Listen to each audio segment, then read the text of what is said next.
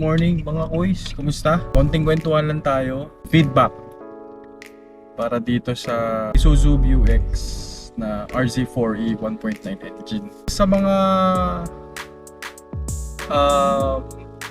gustong mag-acquire ng Isuzu MU-X na entry-level variant, simula pa naman nung nilabas tong RZ4E, reliable na talaga siya basta alagaan mo lang sa maintenance. Compare mo yung 3.0 sa 1.9, meron siyang 19% na fuel efficient.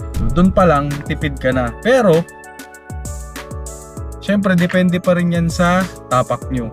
Ang masasabi ko lang sa hataw, well, mahina siya sa arangkada talaga. Honestly speaking, mahina siya sa arangkada. And delay yung shifting. Kahit naka-drive mode ka, kahit naka manual mode ka, delayed yung shifting niya. Based sa driving habits ko, ang highway ko, parang, kung di ako nagkakamali, kung tanda ko pa, 13 point something 13.5 or 6. Ganun siya naglalaro yung kilometers per liter ko. And sa ano naman, sa city, well actually hindi nga city kasi parang subdivision ride lang yung ginagawa ko kasi hatid sundo lang naman sa anak ko. And yung kilometers niya na tinatakbo everyday is around 12 kilometers total, balikan na yun. Nag-average siya ng 8.6 kilometers per liter. So okay lang naman, all goods. And yung full tank ko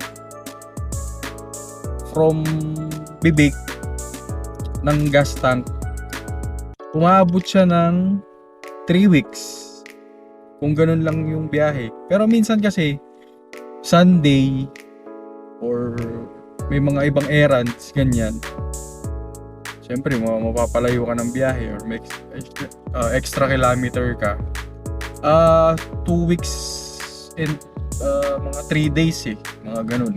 Depende sa kung gaano kalayo yung errands mo, yung biyahe mo. Mga 2 weeks mahigit. Ganun bago siya maubos. Well, hindi ko naman siya literally na inuubos na yung the fact na talagang empty. So, pupunta lang siya sa E, tapos yung first blink ng orange light niya, saka na kami magpapakarga. Isa pang tip ko sa inyo, sana makatulong din. Halimbawa mag long drive kayo ganyan, premium yung gas or yung diesel na ikakarga nyo kasi mas may aggressiveness ng konti yung engine pati yung pedal, and may konting lang naman din, konting tipid sa diesel. Kung may mamiss man ako, comment nyo na lang din. Kung tatanong kayo kung kaya bang umakyat ng Baguio, yun naman yung basihan natin pag-akyat ng Baguio. Kaya naman yang umakyat ng Baguio. Ang dala ko, ang pasahero ko nun is 8. So 4 na adults, 4 na bata.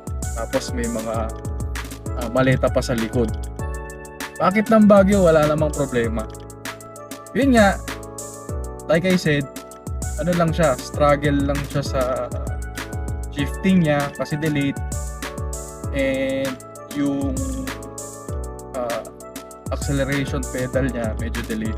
Yun, shoutout ko lang si Yabi Fevi 5, si Kuis Ariel Astorga 6682, and si Mari V Retuta na nag-email pa sa akin asking sa feedback ng Isuzu MU-X.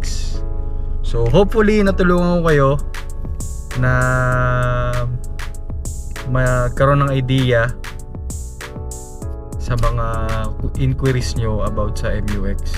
So yun, And sa mga MUX owners dyan na naka RZ4E engine, congratulations po sa inyo. And ingat po kayo lagi sa biyahe. Bye-bye!